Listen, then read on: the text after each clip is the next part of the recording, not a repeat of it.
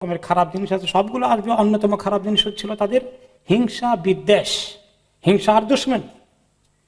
আর এটা হচ্ছে এমন একটা মারাত্মক অস্ত্র মানুষের জন্য, ব্লেডের মতো খুব ধার এই অভ্যাসটা।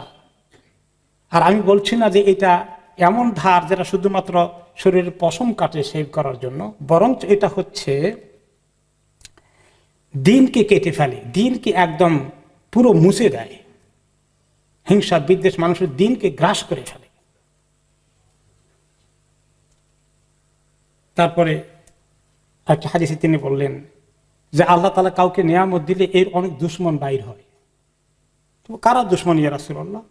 বললেন যে যারা মানুষের কোনো কল্যাণ দেখলে, উন্নতি দেখলে, তার ভালো কিছু ঘটে গেলে হিংসায় বাঁচে না, যে আল্লাহ তাআলা তাকে কেন এত দিয়েছেন। এরা হচ্ছে আল্লাহর নিয়ামতের দুশমন।